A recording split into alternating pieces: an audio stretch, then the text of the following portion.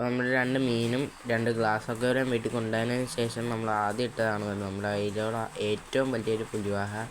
അപ്പം ഇവനെ ഇട്ടതിന് ശേഷം ഒരു ദിവസം കഷ്ടിച്ച് അതിൻ്റെ അകത്ത് കിടക്കുമായിരുന്നു. പിന്നെ അവന് കറക്റ്റായിട്ട് തിരിയാൻ പറ്റാത്തതുകൊണ്ട് തന്നെ അവനെ വേറെ ഒരു അത്യാവശ്യം ചെറിയൊരു പാത്രമാണ്. അപ്പോൾ ഇവനെ ഇനി വലിയൊരു ടാങ്ക് മേടിക്കണം.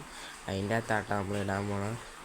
ഇവനിട്ടതിന് ശേഷം ഞാനാണെങ്കിൽ ആ ഗ്ലാസ്സൊക്കെ ഒന്ന് അത്യാവശ്യം കഴുകിയിട്ട് നമ്മുടെ ഫെദർ ഫിഷിനെയും മൈക്രോ പെല്ലറ്റിനെയും നേരെ അവത്തിലായിട്ട് ആഡ് ചെയ്തിട്ടുണ്ടായിരുന്നു. അപ്പോൾ കുറച്ച് ദിവസം കഴിഞ്ഞ് വേറൊരു ഫിഷും കൂടി ആഡ് ചെയ്തിട്ടുണ്ട്. അത് വേറൊന്നുമല്ല, റെഡ് ടെയിൽ ക്യാറ്റ് ഫിഷാണ്. ആൾ കിടലിലാണ്. കൊണ്ടിട്ട സമയത്ത് ചെറിയൊരു അരമ്പ് ഉണ്ടാക്കിയിട്ടാണ് നമ്മുടെ മൈക്രോ പെല്ലറ്റ്.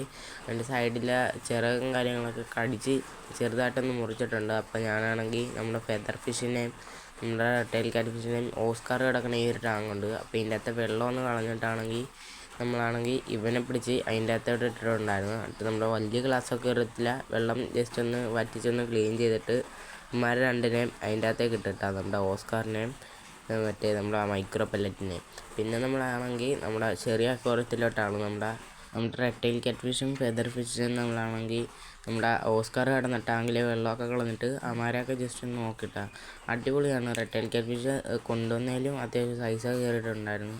അപ്പോൾ ഇവനാണെങ്കിൽ പതുക്കെ നമ്മൾ നെറ്റിനകത്ത് ഏറ്റിട്ട് നമ്മുടെ ആ ഗ്ലാസ് അക്വാറിയത്തിലോട്ട് ഇറക്കി ഇട്ടിട്ടുണ്ട്. ആൾ കിടിലനാണ്. അത്യാവശ്യം നല്ല കിടിലനായിട്ട് തന്നെ ഫീഡൊക്കെ കഴിക്കും. ഫീഡൊക്കെ കഴിച്ച് കഴിഞ്ഞാൽ പിന്നെ അനങ്ങാനൊന്നും പാടില്ലാണ്ട് ഒരു സൈഡിൽ കിടക്കും. അതൊന്ന് ദഹിച്ച് കഴിയുമ്പോഴേ പിന്നെ ഓടി നടക്കത്തുള്ളൂ. അപ്പം നമ്മളാണെങ്കിൽ നമ്മുടെ ഫെദർ ഫിഷിൻ്റെ ആരും പറയണ്ട, അതിൻ്റെ മൂവ്മെൻറ്റൊക്കെ അടിപൊളിയായിട്ടാ. കുറച്ച് നേരം ഇരുന്നാൽ അതേ തന്നെ ചിരി വരും. അതിൻ്റെ ഓട്ടമൊക്കെ കണ്ടു കഴിഞ്ഞാൽ അത് ഫ്രണ്ടോട്ടും ബാക്കോട്ടും ഒരേ സമയത്ത് ഇങ്ങനെ ഓടും കേട്ടോ. അതാണ് ഇതിൻ്റെ സ്പെഷ്യാലിറ്റി.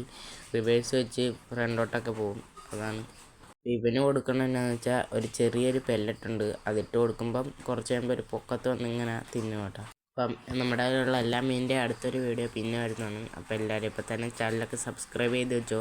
നമ്മുടെ അടുത്ത വീഡിയോ ആയിട്ട് വീണ്ടും വരാവേ. എല്ലാവർക്കും ബൈ.